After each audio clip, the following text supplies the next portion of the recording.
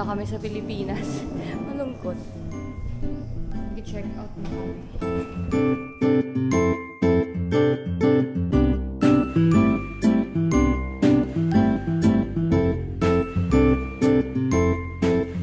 Ito yung rate ng Grab car. Ayan, Live Hotel Hotel. To Suvarnabhumi. Bye guys. Bye-bye. Bye Live Hotel. Thank you so much. Ang ganda diba guys?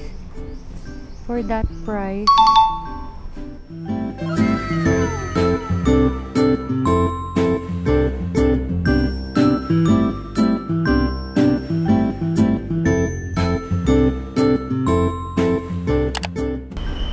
yeah. Going home na. Ayan, balik tayo next. Oh, next week. Next week. Agad. Tara, balik tayo. So, ayun si ate. Di ba nakabackpack na rin siya? Mga pasalubong. Di ba night before ka ate nagganito? Check-in? Oo. Yun. Pero pwede na 7 days before. Pwede pala 7 days before, guys. Ayun. 20 kg kami, isa kami ni ate siya. Ng 20 kg papunta at pabalik. Ayun. Speaking of Jearbong, naalala niyo yung mga bags namin nung nag-travel. Yung mga mini bags. So, naka-Jearbo rin kami nun. But ito, gamit ni Shanay sa kanya. Yes. Gamit na gamit, guys. Yung buong trip. Sobrang convenient, may purse. Point purse. Pero pang lalaki yung mga bag na. Oo, pang lalaki lahat. Ng bag namin, mas gusto namin yung style ng mga pang lalaking bag. Basta comfortable kayo. So, yung shoes rin namin sa buong trip, salit-salitan. Tigdalawa kami na sabog na ng World Balance. May isang shoes na ata siya. Carisha, Nidong First. Kaya ng bike nila yan. Ito yung sa'yo ko, di ba? Oo, ito yung pinag-bike. Yung pinag-bike nila.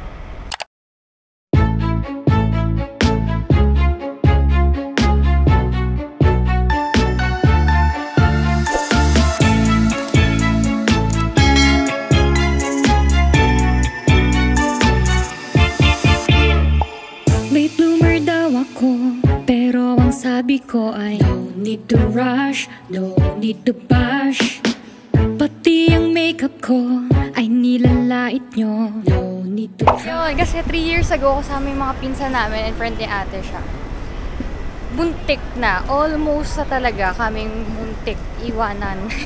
Iiwanan na talaga kami ng eroplano namin. Ano ba nangyari na ate? Nasaan tayo? Sa letter D ata tayo, pupunta tayong D. Connecting tayo sa D. Kasi mapatakbo tayo pag ganun eh. Yung naalala ko. Ang layo! Layo talaga. Layo-layo nun. Nasa D kami na dapat dito rin. So yun, nasa D kami nun na dapat E rin talaga. Kaya inalala namin maigi nila ate. Lesson learned. Magstay kayo sa gate nyo para wala nang habulan. As in, tinakbo namin yung nagla-last call na ng mga pangalan namin. Never again.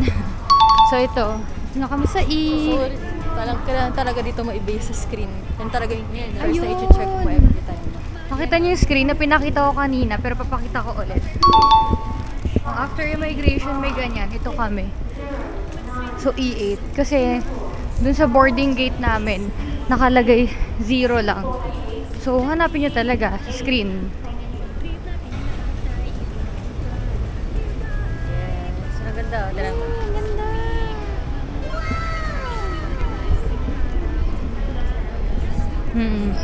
Okay. Before pala kami kumain, bibili muna si ate siya ng extra pasalubong. King. Buy 3 get 1. Magkano? Buy 3 get 1 free. 300. 300 itong isa. Buy 3. Don't stop crying, keep on smiling, continue loving. Durugin man nila ang isip mo, wag papatalo, wag papatalo. For every young heart, lumaban lang. Okay. So ito yung mga price dito.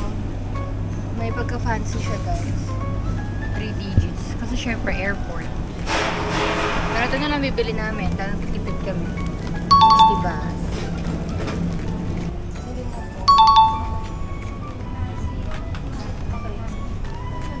Ano bili natin po? Yung glazed, pero hindi siya pwede tingi-tingi. Minimum of 219 bahs. So, binili namin iced Thai tea latte. Yun, same na kami yung tatlo. Yung regular.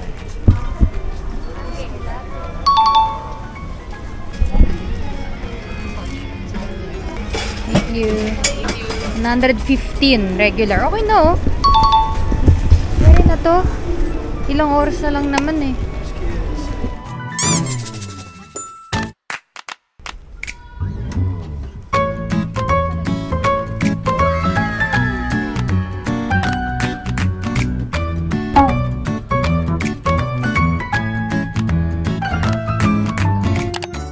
So, habang naghihintay kami, ilang minutes pa before boarding, interviewin ko yung mga kapatid ko. Kung ano yung the best trip sa kanila. So, per day may pinuntahan kami, di ba? Naalala nyo? So, start natin kay Bubu. Noong June 18. June 18, may Star Cafe. Isang what? Why? Kasi kahit ilang beses ka bumalik dun, andun pa rin talaga yung... Basta ang ganda talaga ng vibes ng place na yun. Kasi diba sobrang stress tayo. Kasi nga wala tayong tulog. Pero nabuhayon pa rin yung diwa ko dun din. And at saka fun din kasi ako ni Davika, kaya yun, Mr. Cafe. And ka-birthday ko si Davika. Taurus. Manghirap. Davika rin talaga. Pinlano kasi namin ate yon na after 3 years, mabalik kami. Tapos, actually, yan si Bubu kasi pinasa amin na lang. Pinaubayan na niya na kami yung gumawa ng itinerary. So, ginawa namin siyang pang first day talaga namin. And sakto ang katulad sabi ni Bubu pagod. Nakapag-relax kami doon. Ang ganda ng interior at sarap ng food. Ayun. Kasi ate naman. Nice. First day, syempre si Davika kasi idol ko. Yun na yun. Idol ko yung si Davika. Kaya nga ako pupunta dun eh, pangamatimingan. So, ibang day naman next time. Kasi this time, Sunday. Last time, parang Thursday atin or Friday. Patry naman mga Monday, Tuesday. Huwag pa naman siya everyday. Second day yung Nag-Wattpaknam kami, naiwan kami ng clue. Wattpak ng Golden Mount At saka Judge Fair. Ayun, sa araw na yun, pinig ko Wattpaknam. Kasi nung unang kita ko pa lang dun sa malaking Buddha, grabe nang ilabot talaga ako. Kasi, ayun, di mo wala sa memory ko yung nakipag-eye to eye ako sa Buddha. After ko mag-pray, yung mata niya agad yung nakita ko. Nakakangilabot yung part. So, ang ganda ng place na yun. Kahit na mainit. And ang ganda rin kasi ng photoshoot namin dun sa may street. Gusto ko yung part na yun eh. So yeah, Wattpaknam for that day. Honestly, favorite ko talaga yung Golden Mount. Kasi pang third time ko na this time pumunta doon. Pero since first time ko sa Wattpaknam, sobrang gusto ko talaga siya. Yun. Ganda talaga, sobrang nakakaiyak lang pag first time mo nakita yung Buddha. Dahil gaya ako, Wattpaknam. Gaya naman. Ibayin mo naman sagot mo. Hindi, iba yung yung Paknam, di ba yung Golden Buddha talaga? Pero fave ko yung Emerald. Lately, favorite ko yung green. Di ko alam kung ba't ganun. Attract ako sa green. And nakita ko rin kasi yung lugar na yun dahil sa Friend Becky. Nalala nyo, sila yung GL Stars. Nag-up the series. So, nakaka-inspire na doon rin silang nag-wish. Nag-pray sila doon. Di ba, hindi mo sukat akalain makakapunta ka doon na pumasok na yung Thai idols mo. So, yun, yung Emerald Buddha sa loob ng Wattpaknam. Yung fave ko ng araw na yun. Pata Plantation, Erawan Shrine, saka Pratunam. Pinakagusto ko doon. Favorite siya na yun. Erawan Shrine. Gusto ko talaga Erawan Shrine. Kahit na sobrang liit lang niya, basta ang solemn talaga ng place na yun. Like, basta ang saya magdasal dyan, guys. Kasi parang feel mo talaga yung presence ng mga Buddha. Basta yun, hindi ko malilimutan Erawan Shrine. Favorite place ko yun. Babalikan ko talaga yun. The first time mo First time sa Erawan Shrine. So, yeah, Erawan Shrine yung pinakagusto ko sa araw na yun.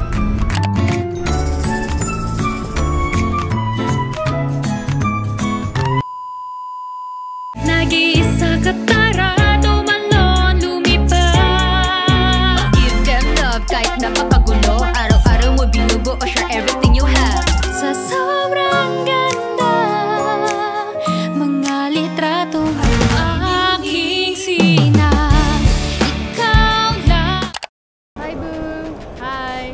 So, nakaland na kami sa Manila. Yay! May Jollibee na guys. Oh. Yan na Jollibee. Wala. Yan ang wala sa Bangkok. So yun, di natuloy yung ano namin. Ay, oo nga! Sa kotse kaya? Sa kotse na lang namin tutuloy. Hi. Ito na, uwi na kami.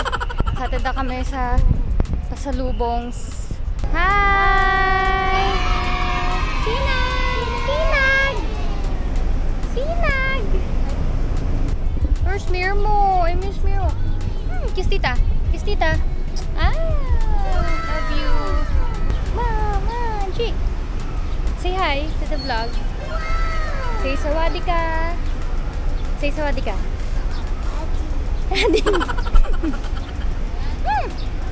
Who's this? Auntie, This. Sa ano pa na yung Mama P, Mami mo, Toto,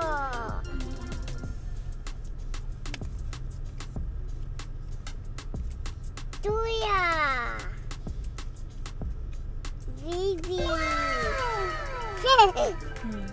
Ayu. Hi! Continue.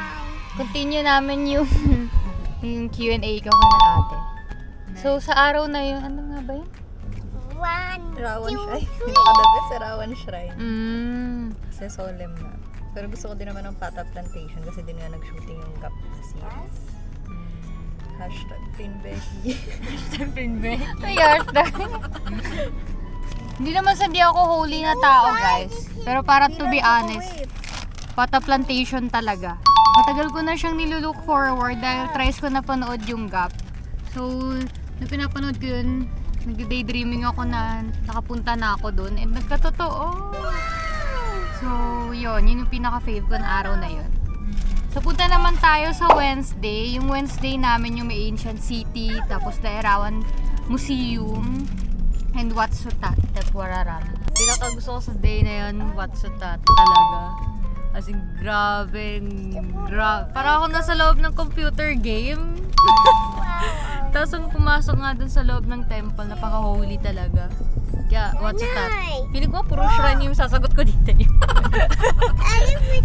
Kaya, Wednesday yun. So, same lang kay Butch. Watsutat din. Pinaka-fave ko kahit maliit lang yung temple.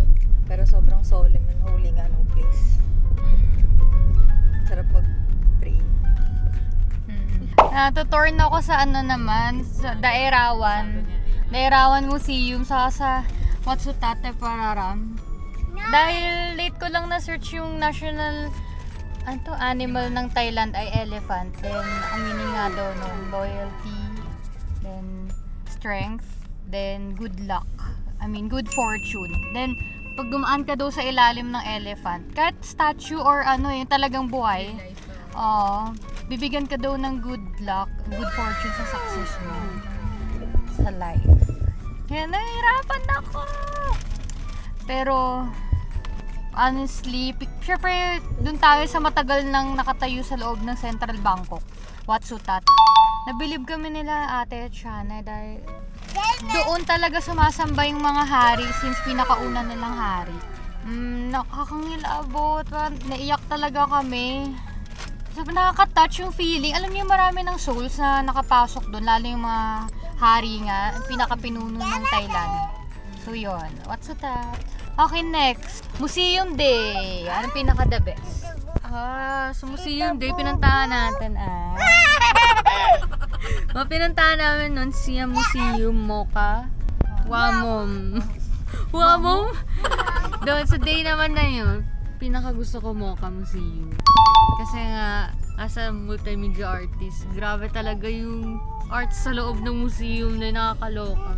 Yung nangingilabot ka, kahit na alam mong bagong arts, lahat ng nandun. Kasi nga, di ba, contemporary art na naman.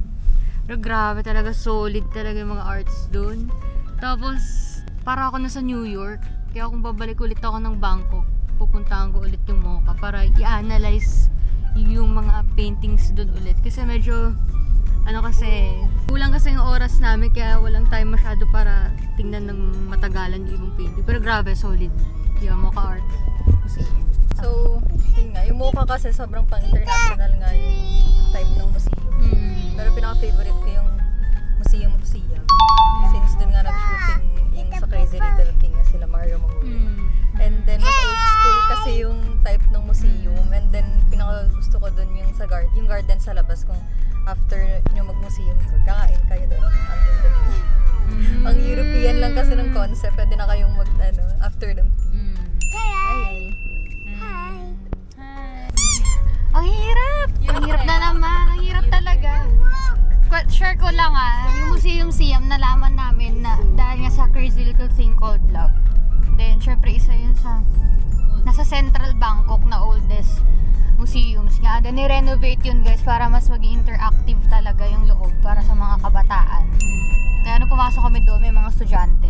Then yung MoCA, hindi talaga ako katulad ni Ate siya, di ako fan talaga ng modern contemporary art. Buti nga na-balance siya ng may romantic buenbo. Oo, sa 5th floor. And pinush kong makapunta kami doon dahil pumunta doon si Chania McClory saka si Frinza Rocha. Nakikita ko sa Instagram nila. Yun yung reason ba't pumunta kami doon. Pero kung papiliin talaga ako, honestly, Museum Siam. Katulad na sabi ni Ate siya, mas relaxing for my soul mas cleanse ako. Para sa contemporary, na-overwhelmed ako sa mga painting and sa interior. Hindi lang siya yung para sa brain and eyes ko. Na-expect ko sa MoCA, yung parang sa museum ng Philippines pero mas modern pala talaga. Modern talaga siya. Pang New York talaga siya. Lalo interior. Kaya puntahan nyo kung katulad kayo ni Bubu. Ayan. Pero basta guys, kung art enthusiast kayo, maganda talaga yun. Hindi lang MoCA or Siam. Para balance. Balance talaga. And yung perks sa Museum of Siam, bias, yung may 15% discount. Kaso mahal naman. Ang mahal naman. Mahal naman yung food doon. Sa MoCA naman sobrang strict. Parang nasa loob ka ng grabe yung CCTV. Nakakatakot. Pero nagets ko naman kasi pwede talagang manakaw ibang paintings doon. Yun nga. Para sa akin, since contemporary siya, sana lang, hindi siya pang IG lamang. Pansin ko kasi dun hindi na nila ina-analyze nangyayari sa art. Pero okay, ma-post lang, nag-photoshoot na dun sa mga hagdanan, elevator. Okay, mag-last day. Technically, yung pinaka-last activity namin. So, that's what Arun, Kovan Kessel, bike. And cha-to-cha. Diyan ako mahirapan kasi yun yung pinaka-best day. Yan, hawakan ni Sinag. So, what Aaron kasi, ang ganda kasi talaga nakakasuot kami ng traditional costume. Then, feeling ko nasuot ko talaga yung damit yung sinuot ni Tina. Kaya sobrang na-enjoy ko yung araw na yun. Ang init nga lang. Very good girl. Pero, ayun nga, Kovan Quezon na lang. Kasi grabe yung experience namin, nakasilumuha din kasi kami ibang tao. Iba pa rin pala talaga kapag may nakakasama ka ibang tao sa pag-tour mo. And mas na-experience ko talaga yung real Bangkok. Sabagay, yun naman din talaga nila, di ba? Yung tagline nila. Real Bangkok. Kasi grabe, iba talaga yung Kovan Quezon. Siguro kung inuna namin yun, basta appreciate ko yung Bangkok lalo. Kaso pagod ka nga lang. Pero grabe, ibang-iba talaga experience sa Kovan Quezon, guys. Try nyo yun. Torn, diba? Hirap kaya naman. Siguro gusto ko doon sa Wat Arun, sobrang saya na pinapanood lang namin sa Aom.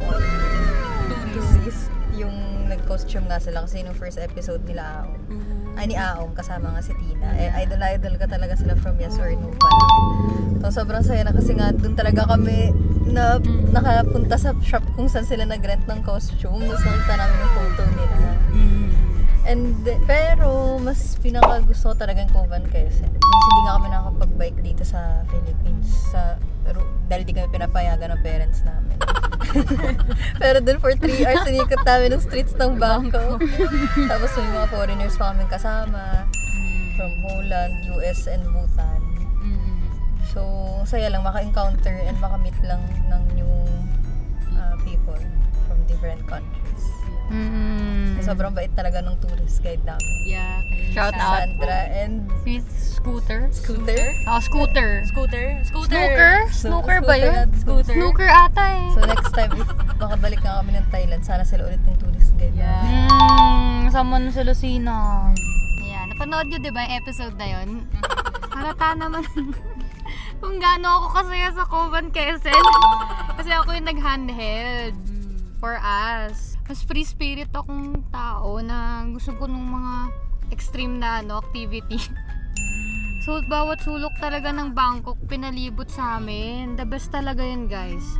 Hindi siya yung basta-basta lang na mag-bike kayo. Talagang may tourist guide na kinikwento yung Wat Kalaya, na dito nga nag-worship yung royal family. First time rin namin dun. Tapos, yun nga, katuwa na sinusuportahan nila yung community. Na-appreciate ko yun. Kaya grabe talaga yung tourism ng Thailand. Usbong. Pataas talaga sila. Parang hiyang-hiya. Nakakahiya sa country natin. Kaya sana may ganun rin tayo. Pero naiisip ko kasi kung magkakaganon sa Manila, parang imposible ba? No? Kasi sa mga eskinita.